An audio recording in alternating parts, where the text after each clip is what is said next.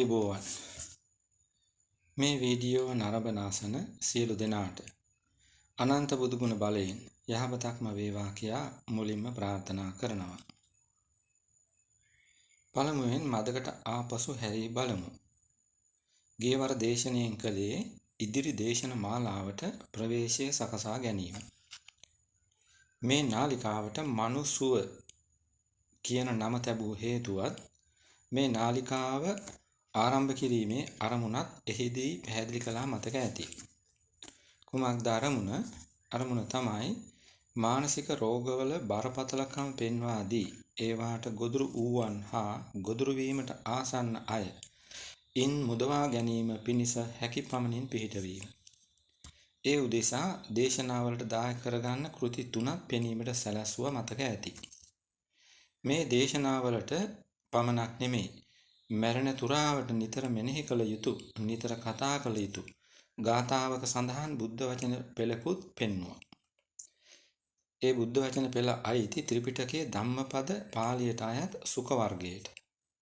නවාංග ශාස්ත්‍රූ ධර්මයේහි ගාථා කොටසට අයිති. එයත් බුදු පියාණන් දේශනා කරලා තියෙන්නේ නිධානයක් හේතුවක් ඇතුවමයි. අහේතුකව නෙමෙයි. ඉදිරියේදී සාකච්ඡා වන බොහෝ පැතිවලට අතිශය ප්‍රයෝජනවත් නිසා ඒ නිදාන කතාවත් කෙටියෙන් කියන්න.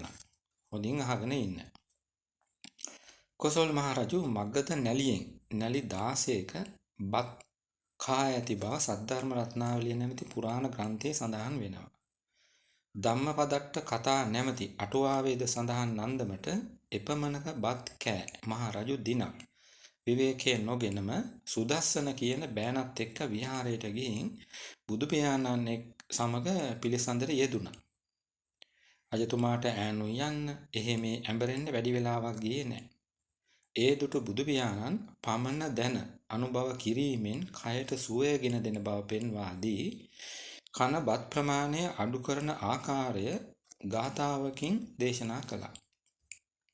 දේශනා කොට එය මතක තබා ගන්නයි සුදස්සන කියන බෑනාට කී විට හෙතෙම ස්වාමීනි ඊට පසු කුමක් කරන්නේද කියලා ඇසුවා. එවිට බුදු පියාණන් මෙසේ පැහැදිලි කළා. රජතුමා දවල් රැ අනුභවය නිමා කිරීමට අන්තිම බත් පිඩ මුහි තබන වේලාවෙහි ඒ ගාථාව කියන්න. එවිට ගාථාවේ අර්ථය නොවැටහුණත් රජතුමා ඒ බත් පිඩ අත්හරීවි. ඒ පිඩෙහි ඇති බත් ඇට ගණන් කොට රජතුමාට බත් උයන ඊළඟ වේලාවේදී ඒ ඇට ගණට සමාන හාල් ඇට ප්‍රමාණයක් ඉවත් කරන්න. ඊළඟ දිනේද එසේම කරන්න. අසා කළ යුත්ත එසේ මැනවින් දැනගත් බෑනා උපදේශය අකුරටම ක්‍රියාත්මක කළා. කාලය සමග අනුභවය ක්‍රමක්‍රමයෙන් අඩු කරගෙන යද්දී රජතුමාට දැනුනේ පුදුම සහනයක්, සුවයක්. ඉන් ප්‍රීතියට පත් රජතුමා බෑනාට කහවණු 1000ක්ම තෑගි දුන්නා. දීලා විහාරයට ගිහින් අලුත් තත්වයේ බුදු පියාණන්ට කී විට තමා ඉහත කී ගාථාව උන්වහන්සේ දේශනා කළේ. දැන් මදක් ආපහු හැරිලා බලන්න බුදු කරුණාවේ මහත කොපමණද කියලා. අද බහුතරයක් හිතාගෙන ඉන්නේ බුදු පියාණන් නිවන් දකින්න පමණක් බණ කිව් බවක්නේ. නමුත් එදිනදා ගිහි ජීවිතයේ සාර්ථක කරගන්නත් ඕන තරම් බණ කියපු බව ඉහත බඳු සිද්ධි වලින් හොඳට පේනවා.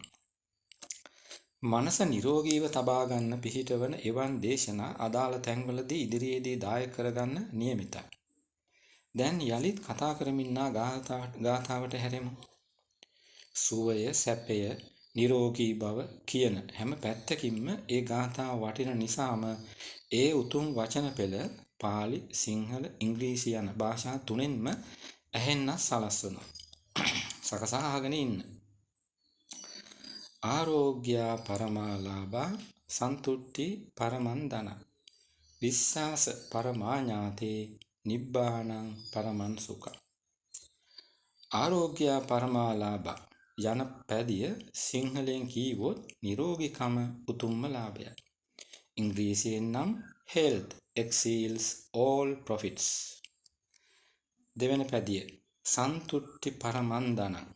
එය සිංහලෙන් කීවොත් සතුට උතුම්ම ධනයයි. ඉංග්‍රීසියෙන් නම් pleasure exceeds all wealth.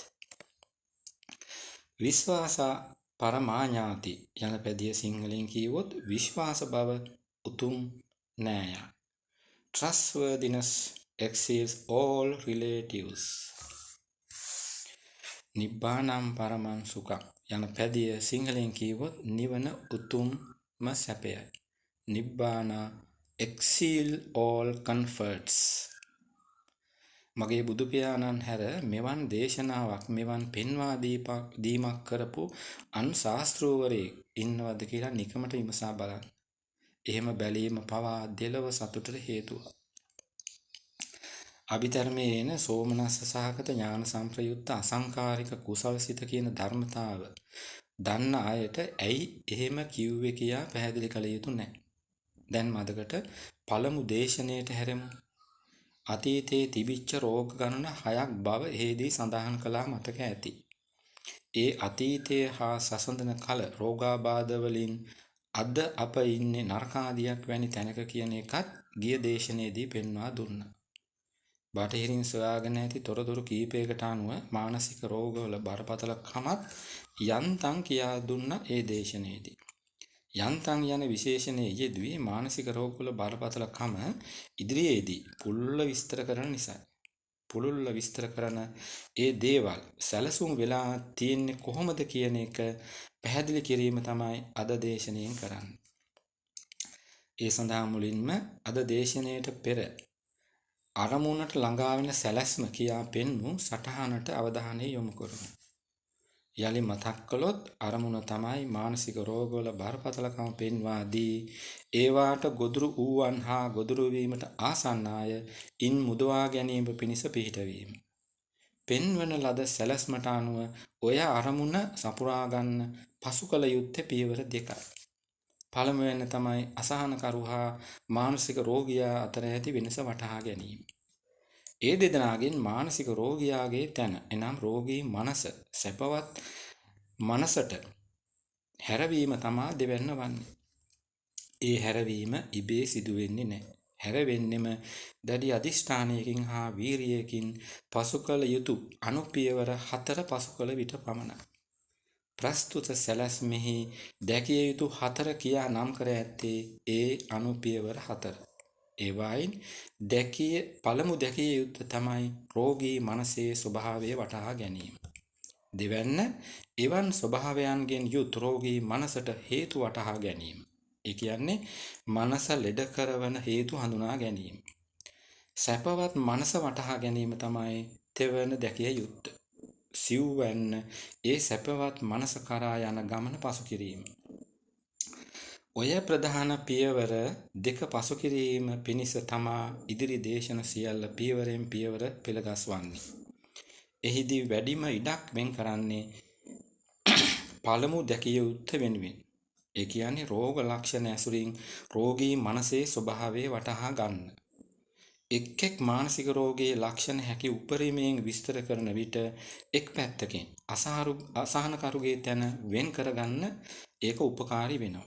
තව පැත්තකින් දැනට ප්‍රතිකාර ගන්නා කෙනෙකුට හෝ ඔහුගේ හෝ ඇයගේ ඥාතියෙකුට රෝගය ගැන නිශ්චිතව දැනගන්නත් උපකාරී වෙනවා. දැන් අපට නිශ්චිතව දැනගන්න අමාරුයි. අමාරු වෙලා තියෙන්නේ ඇතැම් ලක්ෂණ රෝග 2-3ක උවත් පොදුවේ දකින්න ලැබෙන නිසා. සැක බිය කියන ලක්ෂණ දෙක නිදසුනකට ගමු. සැක බිය විෂාද රෝගියාගෙන් සේම පශ්චාත් ව්‍යසන ක්ලමත අක්‍රමිතාවයෙන් පෙළෙන කෙනාගෙනුත් දකින්න පුළුවන්. කාංසාව භීතිය වැනි මානසික රෝගීන්ගෙනුත් දකින්න පුළුවන්. මානසික රෝගියාගේ තැනට වැටෙන්න ආසන්නයේ ඉන්න කෙනා වන අසහනකරුගෙනුත් දැකිය හැකි ලක්ෂණ තමයි සැක බිය. ඒ නිසා ඊටත් පෙර කළ යුත්තේ අසහනකරු හා මානසික රෝගියා අතර ඇති වෙනස වටහා ගැනීම. ඒ වටහා ගැනීම ඊළඟ දේශනාවෙන් සිදුවන බව සලකන්න. අද දේශනාවේ මෙන් නිමයි. මේ වීඩියෝ පෙළෙන් ලෝකයාට සිතක් වන බව වැටහේ නම් අන් අයටත් බලන්න ෂෙයා කරන්න. මෙවන්ම කෙටි දේශන මාලාවකින් යුත් සෝපාක නැමැති මගේ බෞද්ධ නාලිකාවත් විශ්ව කර්ම ගෙදර නැමැති වාස්තු විද්‍යා නාලිකාවත් නරඹන්න අහන්න කියලා ගෞරවයෙන් ඉල්ලනවා. මේ දේශනය නැරඹූ ඇසූ සියලු දෙනාට ජය සතුට පිරි සුබ දවසක් ප්‍රාර්ථනා කරනවා. සියලු සත්වයෝ සුඛී සුවපත් වෙත්වා.